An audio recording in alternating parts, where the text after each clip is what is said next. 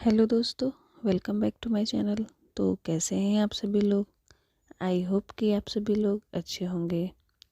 दोस्तों, जैसा कि हम सभी जानते हैं कि सनातन धर्म के अनुसार 4 युग होते हैं, जैसे कि सतयुग, त्रेता युग, द्वापर युग और कलयुग। अभी का युग जो चल रहा है वो कलयुग है। युग का अर्थ है कालचक्र, यानी कि काल अवधि। हिंदू धर्म के अनुसार 3 युग बीत चुके हैं और अभी धर्म के अनुसार चौथा युग यानी कि कलयुग चल रहा है। और समय चक्र के अनुसार जब कलयुग समाप्त हो जाएगा तब फिर सतयुग का आरंभ होगा। इसी तरह चारों युग अपने काल चक्र के अनुसार चलते रहते हैं। किसी भी युग का अर्थ होता है कि उस युग में किस प्रकार व्यक्तिगत जीवन, आयु और उसमें होने वाले मनुष्यों की ऊंचाई और उसमें होने वाले भगवान के अवतारों के बारे में जानना, जो युग परिवर्तन के बाद बदल जाते हैं। तो चलिए आज जानते हैं इन्हीं 4 युगों के बारे में। आई होप कि मेरा वीडियो आप लोगों को पसंद आएगा।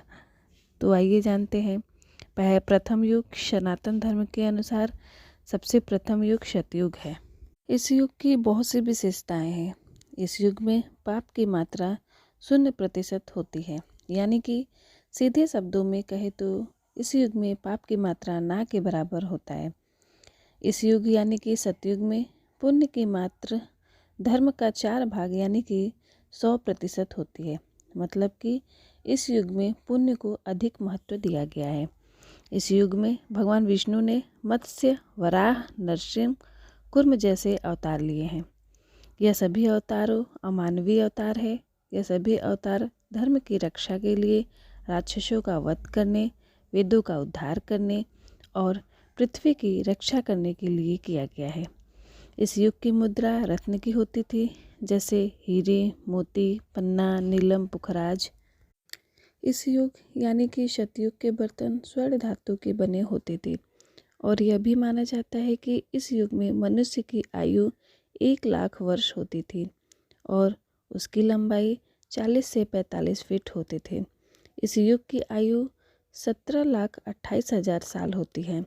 इस युग में सत्य के चारों स्तंभ थे। जब सतयुग की आयु पूर्ण हुई तब आया त्रेता युग। चलिए इस युग के बारे में जानते हैं। जब सतयुग समाप्त हो गया तब त्रेता युग का आरंभ हुआ और यह युग सनातन धर्म का दूसरा युग माना जाता है। इस युग में धर्म की मात्रा 75% और पाप की मात्रा 25% होती है, जो कि काल चक्र के अनुसार धर्म का 4 में से 1 स्तंभ नष्ट हो जाता है। इस युग में यानी कि त्रेता युग में भगवान विष्णु ने वामन, परशुराम और अंतिम में श्री राम के अवतार लिए। इन अवतारों को लेने का कारण था कि वामन के रूप में राजा बलि का उद्धार करना, परशुराम के रूप में धर्मपथ से भटके हुए दुष्ट क्षत्रियों का नाश करके सबको धर्मपथ पर लाना, श्री राम के रूप में रावण का संहार करना, इस समस्त पृथ्वी पर से रावण का आतंक मुक्त करना। इस युग में मनुष्य की आयु 10,000 वर्ष रह गई थी और मनुष्यों की लंबाई घटकर 21 फीट तक रह गई थी, क्योंकि इस युग से पाप की मात्रा बढ़ने लगी थी। इस युग की मुद्रा स्वर्ण की होती थी और पात्र यानी कि बर्तन चांदी की होती थी और इस युग की आयु 12,96,000 वर्ष होती है, जो समय अनुपात के अनुसार घट जाती है। इसके बाद आता है द्वापर युग। त्रेता युग की आयु पूर्ण होने पर द्वापर युग की शुरुआत होती है। द्वापर युग को सनातन धर्म का तीसरा युग माना गया है। इस युग का तीर्थ स्थल कुरुक्षेत्र है। इस युग में पाप की मात्रा बढ़कर 50% और पुण्य की मात्रा घटकर 50% हो जाती है। इस युग में धर्म का आधा भाग यानी कि 2 स्तंभ खत्म हो जाता है। इस युग में मनुष्य की आयु घटकर 1,000 वर्ष रह गई थी और मनुष्य की लंबाई 10 से 11 फीट रह गई थी। इस युग की मुद्रा चांदी की होती थी और इसके पात्र तांबे के होते थे।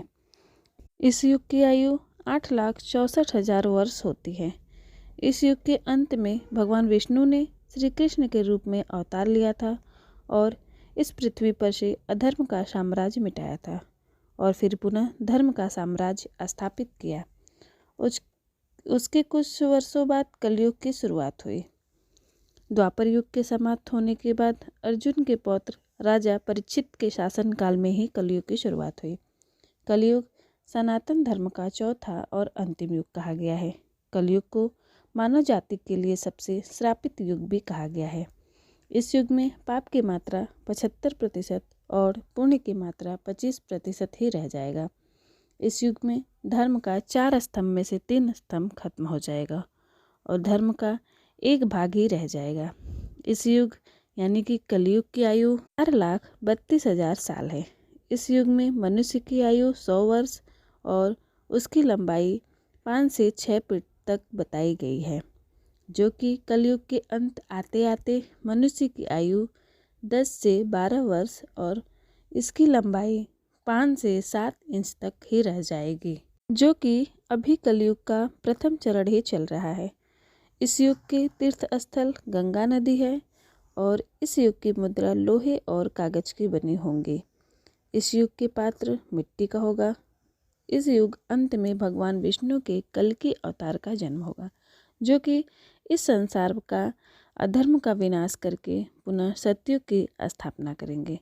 जैसा कि इस युग का अभी प्रथम चरण ही चल रहा है और कलयुग की शुरुआत द्वापर युग के बाद हुई, तो पुराणों और विशेषज्ञों की गणना के अनुसार कलयुग अभी 5,000 वर्ष ही बीते हैं, जो कि अभी कलयुग का अंत आने में 4,27,000 वर्ष और बचे हैं, जो कि कलयुग का अंत आने में अभी बहुत समय है। तब भगवान विष्णु इस धरा पर अवतरित होंगे। आज के लिए इतना ही।